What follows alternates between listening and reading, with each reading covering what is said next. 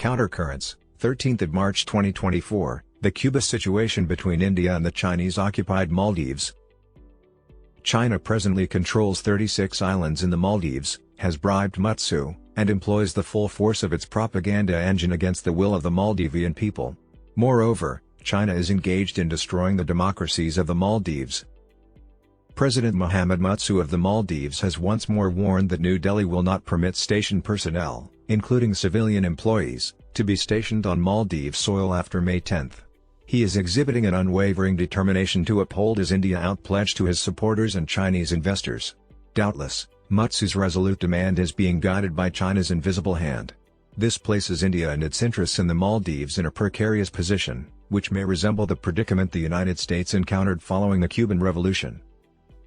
The overthrow of the dictatorship of Fulgencio Batista by Cuban Marxist revolutionaries on January 1, 1959, marked a turning point in relations between the United States, Cuba, and the Soviet Union.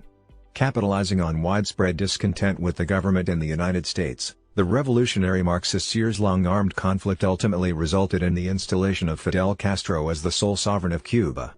The Soviet Union's benevolent support and ideological proximity assured that Washington could never be comfortable with a socialist government in its vicinity.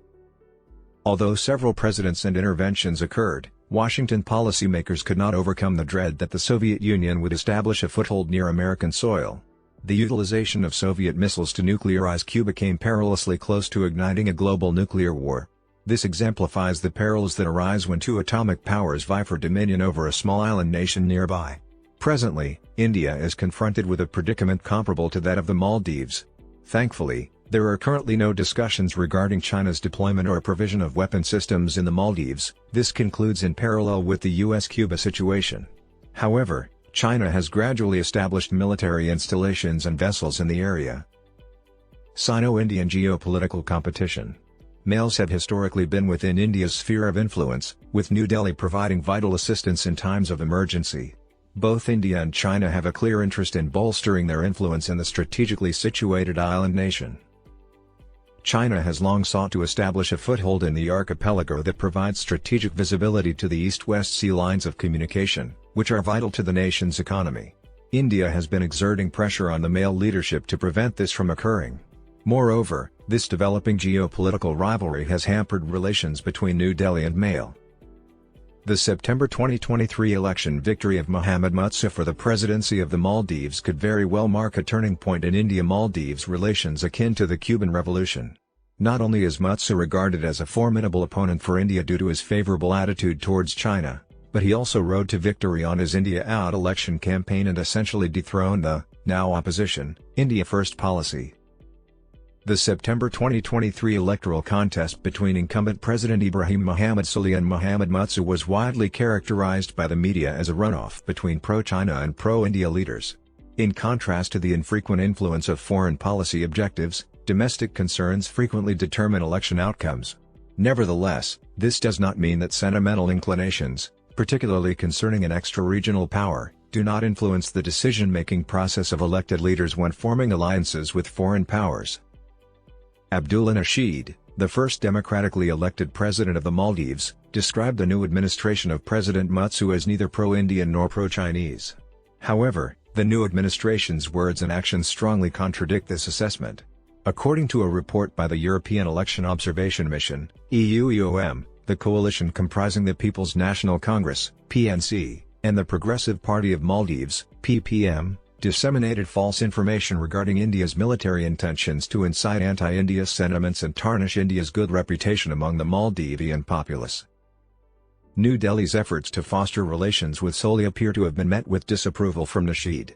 India's inclination to collaborate with Solih rather than Nasheed potentially influenced Nasheed's decision to secede from the Solih government and assist Muizzu in his narrow victory over his adversary. To be fair, Muizzu is not the first president of the Maldives to have held office with a perceived pro-China leaning. Abdullah Yameen assumed the presidency in 2013, however, his pro-China stances ultimately precipitated his removal through a revolution in 2018. During his 5-year presidency, Yameen, serving an 11-year sentence in a corruption case, facilitated Male's closer relationship with Beijing. It has been reported that during his tenure as Minister for Housing under President Yameen, Muizzu awarded most infrastructure projects to Chinese firms. Because the Maldives have previously been led by a pro-China president, what is the current source of concern in New Delhi?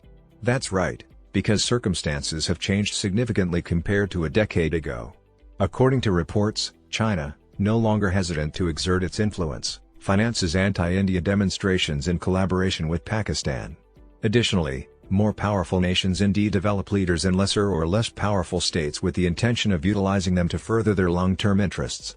China appears to have discovered a more suitable substitute for Yemen. The Maldives amid China's expansion strategy.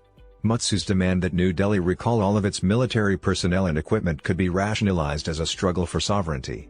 Just as reality is never dichotomous, this situation is also not an exception. The new president of the Maldives would have to possess a high level of diplomacy to contend with India while playing the Beijing card, as previous attempts have been unsuccessful. Malé is not the initial capital in the vicinity of India to have been courted and enticed by the Chinese. Even though Pakistan has been a Chinese ally for decades, Nepal, Sri Lanka, and Bhutan have been courted by China through investment offers and boundary dispute resolutions. China marketed the Belt and Road Initiative, BRI, as a chance for nations to establish a mutually beneficial partnership with Beijing and reap the advantages of strong economic relations. The Maldives, a tourism-reliant island nation on the sea's edge, perceive the Belt and Road Initiative, BRI, as a means to augment its economic expansion. The country received infrastructure investments exceeding $1.3 billion due to its proximity to China. Relations between China and the Maldives are currently undergoing a transformation in the military sphere as well. On March 5, both nations entered into a defense cooperation arrangement whereby Beijing would furnish the Maldivian armed forces with complementary military assistance. Moreover, against the backdrop of a Chinese surveillance ship anchoring in the Maldives, Malé has declined to renew the hydrographic survey agreement with India. The significance of China's support in shaping the Maldives' anti-Indian position is evident. Relations between China and the Maldives are also undergoing a transformation in the military sphere. On March 5, both nations entered a defense cooperation arrangement whereby Beijing would furnish the Maldivian armed forces with complementary military assistance. Moreover, against a Chinese surveillance ship anchoring in the Maldives, Malé has declined to renew the hydrographic survey agreement with India. The significance of China's support in shaping the Maldives' anti-Indian position is evident. Officials from the Indian Cultural Center in the Maldives assert that the escalation of anti-India sentiments is due to China and Pakistan's sustained anti-India propaganda to counter India's soft power. The smear campaign "Boycott Maldives" by Indians on social media and the attack by 3 Maldivian ministers on the Indian Prime Minister for visiting Lakshadweep are undoubtedly exacerbating the deterioration of relations between the two countries. The way ahead for India. International relations do not invariably allow nations to collaborate with the leader of the opposing nation. When Donald Trump was President of the United States, for instance, many countries were forced to collaborate with a leader who appeared unpredictable and frequently confrontational. Minor concerns notwithstanding, India performed unexpectedly well in pursuing Trump. Each nation endeavors to safeguard its own national interests, and India and China are no exception. The Maldives have become increasingly significant to Beijing due to China's necessity to establish a military presence in strategic locations that are vital to it for a variety of reasons.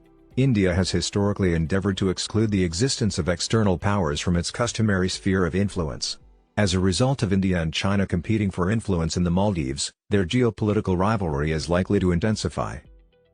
Even though China's presence in the Maldives could cause India some discomfort, New Delhi should remember that, in contrast to Cuba, the Maldives is a flourishing democracy. The Indian leadership must abstain from undertaking any actions or measures that could enable the Muizzu government to escalate anti-India sentiments. As a result of India's decision to suspend medical evacuation flights, the Maldives and Sri Lanka have reached a comparable agreement. The situation in the Maldives presents a formidable obstacle for the Indian administration. Consequently, prudent decisions must be made in New Delhi. It is advisable to keep the opposition leadership informed of its good intentions while involving the present administration in discussions concerning the advantages of cultivating robust relations with a neighboring state. India must actively participate in the Maldivian civil society to impede the expansion of China and Pakistan's influence. Rather than engaging in direct action, India should ensure that the Maldives populace is informed of the strong pro-India sentiments. It took the United States 54 years to end its animosity towards Cuba, India can reverse the escalating hostility towards the Maldives. Additionally, India ought to forge alliances with the governing parties.